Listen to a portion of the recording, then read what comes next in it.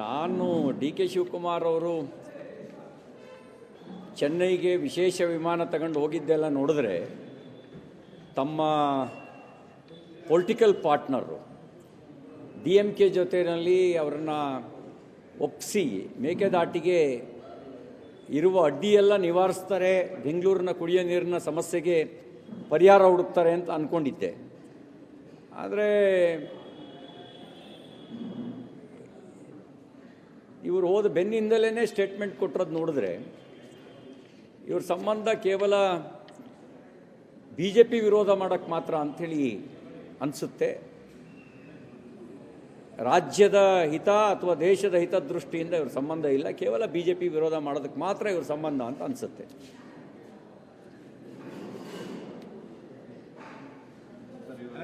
ಯಾವ ರೀತಿ ನಮ್ಮ ಕರ್ನಾಟಕದ ಮೇಲೆ ಎಫೆಕ್ಟ್ ಆಗುತ್ತೆ ಅಂತ ಅವ್ರು ಹೇಳ್ತಾರೆ, ಕೇಂದ್ರ ಸರ್ಕಾರ ಅನುಮತಿ ಕೊಟ್ಟಿಲ್ಲ ಅಂತ ರಾಜ್ಯ ಸರ್ಕಾರ ಹೇಳ್ತಾ ಇದೆ.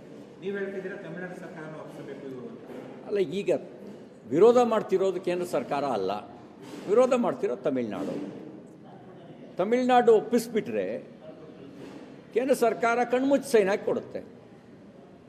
ಒಪ್ಪಿಸ್ಬೇಕಾಗಿರೋದು ತಮಿಳುನಾಡನ್ನ, ವಿರೋಧ ಮಾಡ್ತಿರೋದು ತಮಿಳುನಾಡು. ವಿವಾದ ಇರೋದು ಕರ್ನಾಟಕ ಮತ್ತು ತಮಿಳುನಾಡಿನ ನಡುವೆ, ಶತಮಾನಗಳ ವಿವಾದ, ಇವತ್ತಿನ ಏನೇದಲ್ಲ. ಹಾಗಿದ್ದಾಗ ಮನವರಿಕೆ ಮಾಡಿಕೊಡ್ಬೇಕಾಗಿರೋದು ಸ್ನೇಹಿತರು. We are not friends. B J P D M K ದೋಸ್ತಿಗಳ ಅಲ್ಲ. ಕಾಂಗ್ರೆಸ್ ಮತ್ತು ಡಿ ಎಮ್ ಕೆ ರಾಜಕೀಯವಾಗೂ ದೋಸ್ತಿಗಳು. ಡಿ ಕೆ ಶಿವಕುಮಾರ್ ಅವರು ತನು ಮನ ಧನದ ಸಮರ್ಪಣೆ ಮಾಡಿ ತಮಿಳುನಾಡಿನಲ್ಲಿ D M K led government ಬರಲಿಕ್ಕೆ ಕಾರಣ ಆದವರು.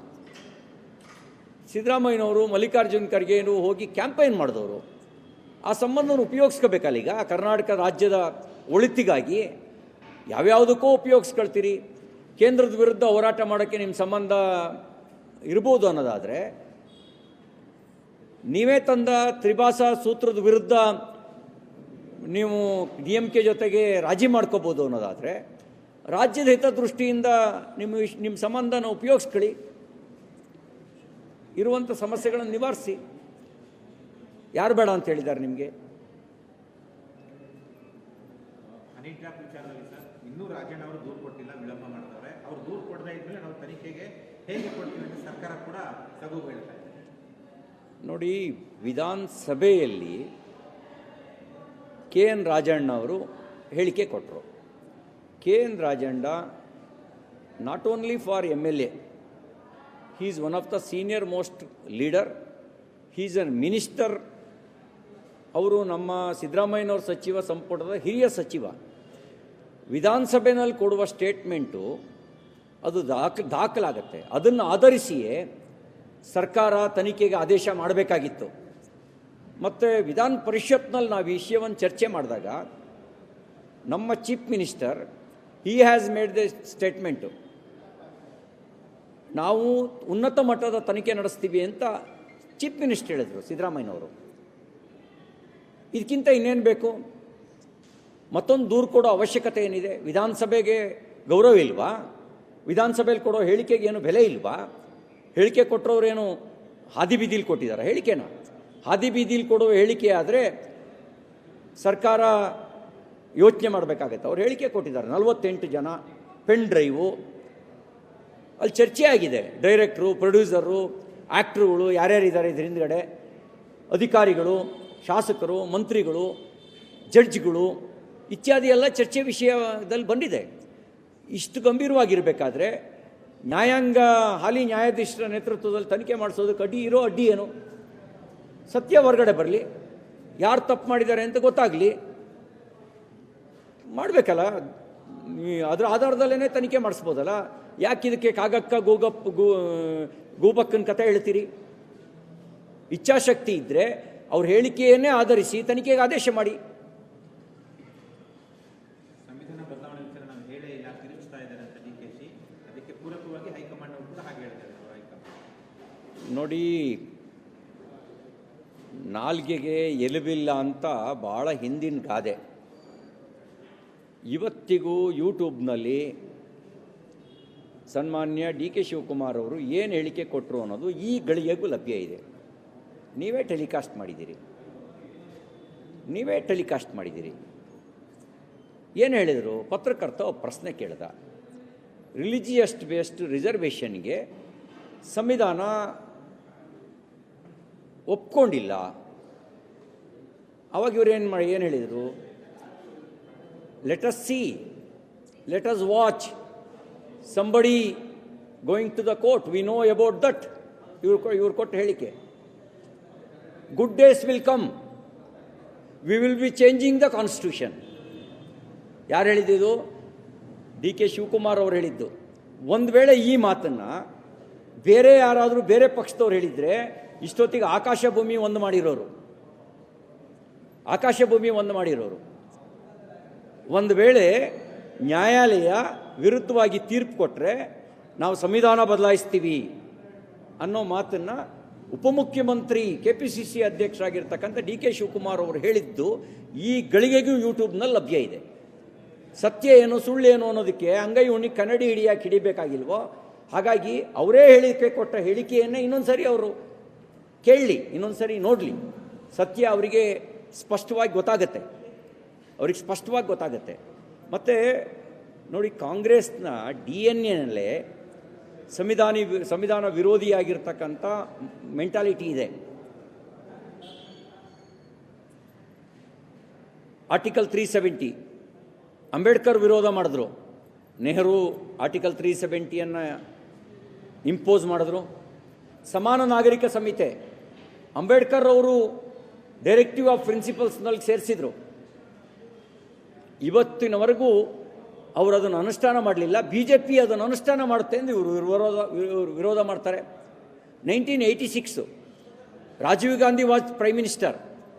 ಆಗ ಶಾಬಾನು ಪ್ರಕರಣ ಆಯಿತು. ಸುಪ್ರೀಂ ಕೋರ್ಟ್ ಜಡ್ಜ್ಮೆಂಟ್ ಕೊಡ್ತು ಶಾಬಾನು ಅವರಿಗೆ ಜೀವನಾಂಶ ಕೊಡಬೇಕು ಅಂಥೇಳಿ.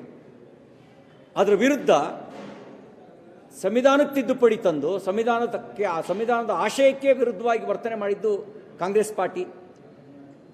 ಒಂದು ಭಾಷಣದಲ್ಲಿ AICC ಪ್ರೆಸಿಡೆಂಟು ಶ್ರೀ ಮಲ್ಲಿಕಾರ್ಜುನ್ ಖರ್ಗೆ ಅವರು ಈ ದೇಶದ ಸಂಪತ್ತನ್ನು ಬಡವರಿಗೆ ಹಂಚ್ತೀವಿ ಅಂತ ಹೇಳಿಲ್ಲ, ಈ ದೇಶದ ಸಂಪತ್ತನ್ನು ಮುಸಲ್ಮಾನರಿಗೆ ಹಂಚ್ತೀವಿ ಅಂತ ಹೇಳಿದರು. ಈಗ ಮೀಸಲಾತಿ, ರಿಲಿಜಿಯಸ್ ಬೇಸ್ಡ್ ರಿಸರ್ವೇಷನ್ನು ಸಂವಿಧಾನ ಒಪ್ಪಿಲ್ಲ ಅನ್ನೋದು ಗೊತ್ತಿದ್ದ ನಂತರವೂ ಕೂಡ ಅವರೇನು ಅಮಾಯಕರಲ್ಲ. ನಮ್ಮ chief minister is constitutional expert, ಸಂವಿಧಾನದ ಬಗ್ಗೆ ಭಾಳ ಜ್ಞಾನ ಇರ್ತಕ್ಕಂಥ ಮನುಷ್ಯ. ಅವ್ರಿಗೆ ಗೊತ್ತಿಲ್ವಾ ಅಂಬೇಡ್ಕರ್ ಅವರು ಮತೀಯ ಆಧಾರಿತ ಮೀಸಲಾತಿಯನ್ನು ವಿರೋಧಿಸಿದ್ರು ಅಂಥೇಳಿ? ಸಂವಿಧಾನ ಅದಕ್ಕೆ ಒಪ್ಕೊಳ್ಳಿಲ್ಲ ಅಂತ ಗೊತ್ತಿಲ್ವಾ? ಗೊತ್ತಿದ್ರೂ ಕೂಡ ವೋಟ್ ಬ್ಯಾಂಕ್ ರಾಜಕಾರಣಕ್ಕೆ ಸಂವಿಧಾನ ವಿರುದ್ಧವಾಗಿರ್ತಕ್ಕಂಥ ಈ ಮತೀಯ ಆಧಾರಿತ ಮೀಸಲಾತಿಯನ್ನು ತಂದಿದ್ದಾರೆ. ಈಗ ಸಬೂಬ್ ಹೇಳ್ಬೋದು, ಅವರು ತನ್ನ ವೋಟ್ ಬ್ಯಾಂಕ್ ರಾಜಕಾರಣಕ್ಕೆ ಅವರು ಏನು ಮಾಡೋಕ್ಕೂ ಹೆಸರಲ್ಲ. ಅಂಬೇಡ್ಕರ್ ಬದುಕಿದ್ದಾಗ ಅವನು ಸೋಲಿಸಿದ್ದು ಕಾಂಗ್ರೆಸ್ ಪಾರ್ಟಿ. ಅವರು ಅಂಬೇಡ್ಕರ್ ಸತ್ತಾಗ 6 ಅಡಿ 3 ಅಡಿ ದೆಹಲಿನಲ್ಲಿ ಜಾಗ ಕೊಡದೆ ಅಪಮಾನ ಮಾಡಿದ್ದು ಕಾಂಗ್ರೆಸ್ ಪಾರ್ಟಿ. ಅಂಬೇಡ್ಕರ್ ಅವ್ರನ್ನ ವಿರೋಧಿಸೋದು, ಸಂವಿಧಾನವನ್ನು ವಿರೋಧಿಸೋದು ಕಾಂಗ್ರೆಸ್ನ DNA. ಆ DNA ಮುಂದುವರೆದ ಭಾಗವಾಗಿ ಸನ್ಮಾನ್ಯ ಡಿ ಕೆ ಶಿವಕುಮಾರ್ ಅವರು ಮೊನ್ನೆ TV ಇಂಟರ್ವ್ಯೂನಲ್ಲಿ ಕೊಟ್ಟಿರತಕ್ಕಂಥ ಹೇಳಿಕೆ, ಅವರು ಒಂದೊಂದು ಶಬ್ದವೂ ಕೂಡ ಇವತ್ತಿಗೂ ಪಬ್ಲಿಕ್ ಡೊಮೈನಲ್ಲಿದೆ. ಇನ್ನೊಂದು ಸರಿ ಕೇಳಿಸ್ಕೊಳ್ಳಿ. ನನ್ನ ತಪ್ಪಾಯಿತು ಅಂತ ಹೇಳಿಲ್ಲ ಅವರು, ನಾನು ಹಂಗೆ ಹೇಳಿಲ್ಲ ಅಂತ ಹೇಳಿದ್ದಾರೆ. ಯಾಕೆಂದರೆ ಜನಾಕ್ರೋಶ ತೀರುವಾಯ್ತಲ್ಲ, ಹಂಗಾಗಿ ಈಗ ಹೇಳಿಕೆ ಕೊಡ್ತಿರ್ತಕ್ಕಂಥದ್ದು. ಅವರ ಮನಸ್ಥಿತಿ ಏನಿದೆ ಅದನ್ನೇ ಬಾಯ್ಬಿಟ್ಟು ಹೇಳಿದ್ದಾರೆ.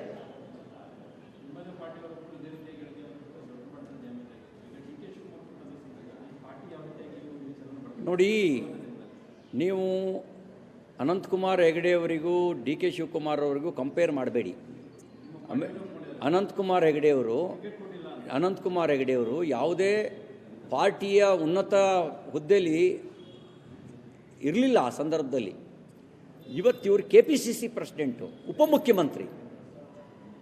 ನೀವು ಎರಡನ್ನೂ ಕಂಪೇರ್ ಮಾಡಬೇಡಿ. ಮತ್ತು ಇಡೀ ಪಾರ್ಟಿ ಅನಂತಕುಮಾರ್ ಹೆಗಡೆ ಅವರು ಕೊಟ್ಟ ಹೇಳಿಕೆಯನ್ನು ನಾವು ಡಿನೇ ಮಾಡಿದ್ವಿ, ಒಪ್ಕೊಳ್ಳಲಿಲ್ಲ ಇಡೀ ಪಾರ್ಟಿ. ಮತ್ತು ಭಾಳ ಸ್ಪಷ್ಟ ಇದೆ, ರಿಲಿಜಿಯಸ್ ಬೇಸ್ಡ್ ರಿಸರ್ವೇಷನ್ನು ಅನ್ಕಾನ್ಸ್ಟಿಟ್ಯೂಷನಲ್, ಸಂವಿಧಾನ ವಿರುದ್ಧವಾಗಿರ್ತಕ್ಕಂಥದ್ದು. ಅಂಬೇಡ್ಕರ್ ವಿರೋಧಿಸಿದ್ರು. ಅಂಬೇಡ್ಕರ್ ಮಾತ್ರ ಅಲ್ಲ, ಸರ್ದಾರ್ ವಲ್ಲಭಾಯ್ ಪಟೇಲ್ ವಿರೋಧಿಸಿದ್ರು, KM ಮುನ್ಸಿ ವಿರೋಧಿಸಿದ್ರು. ಇವತ್ತಿಗೂ ಸಂವಿಧಾನ ರಚನಾ ಸಭೆಯಲ್ಲಿ ಯಾರ್ಯಾರು ಮೀಸಲಾತಿಗೆ ಸಂಬಂಧಪಟ್ಟಂತೆ ಚರ್ಚೆ ನಡೆಸಿದ್ರು, ಯಾವ ಕಾರಣಕ್ಕೆ ಮೀಸಲಾತಿ ಕೊಡಬೇಕು ಅಂತ ನಿರ್ಣಯ ತಗೊಂಡ್ರು, ಯಾರಿಗೆ ಕೊಡಬೇಕು ಅಂತ ನಿರ್ಣಯ ತಗೊಂಡ್ರು, ಮತೀಯ ಆಧಾರಿತ ಮೀಸಲಾತಿಯನ್ನು ಯಾಕೆ ವಿರೋಧ ಮಾಡಿದ್ರು ಅನ್ನೋದು ನಿಮಗೆ ಆ ಡಿಬೇಟು ಅಂಬೇಡ್ಕರ್ ಅವರ ಸಮಗ್ರದಲ್ಲಿ ಸಿಗುತ್ತೆ. ಅಂಬೇಡ್ಕರ್ ಅವರ ಬದುಕಿನ ಕುರಿತಾಗಿ ಬರೆದಿರ್ತಕ್ಕಂಥ ಸಮಗ್ರ ಬರಹದಲ್ಲಿ ಸಿಗುತ್ತೆ. ದೇವನೂರು ಮಹಾದೇವ್ ಅವರು ಮೆಂಬರ್ ಆಗಿ, ಪ್ರಧಾನ್ ಗುರುದತ್ ಸಂಪಾದಕರಾಗಿ ಸಂಪಾದಿಸಿರ್ತಕ್ಕಂಥ ಅಂಬೇಡ್ಕರ್ ಸಮಗ್ರದಲ್ಲಿ ಆ ಡಿಬೇಟ್ನ ವಿವರ ಇದೆ. ಆ ವಿವರದಲ್ಲೇ ಗೊತ್ತಾಗುತ್ತೆ ಯಾಕೆ ವಿರೋಧ ಮಾಡಿದ್ರು ಅಂತ. ಈ ಮೀಸಲಾತಿ ತಂದಿರೋದೇ ಸಂವಿಧಾನ ವಿರುದ್ಧ. ಅದನ್ನು ಸಮರ್ಥನೆ ಮಾಡ್ಕೊಳ್ಳೋದಕ್ಕೆ ಸಂವಿಧಾನ ಬದಲಾಯಿಸ್ತೀವಿ ಅಂತ ಕೊಟ್ಟಿರೋ ಹೇಳಿಕೆ ಇದು. ತಾವು ತಂದಿರುವಂಥ ಸಂವಿಧಾನ ವಿರೋಧಿ ನಿಲುವನ್ನು ಸಮರ್ಥನೆ ಮಾಡ್ಕೊಳ್ಳೋಕ್ಕೆ ಸಂವಿಧಾನ ಬದಲಾಯಿಸ್ತೀವಿ ಅಂತ ಹೇಳಿಕೆ ಕೊಟ್ಟಿದ್ದಾರೆ. ಎಷ್ಟು ದಾಷ್ಟ್ಯ ಅವರಿಗೆ. ಕಾಂಗ್ರೆಸ್ನ ಕಿತ್ತು ಹೋಗೋದು, ಸಂವಿಧಾನ ಉಳಿಸ್ಕೊಳ್ತೀವಿ ನಾವು.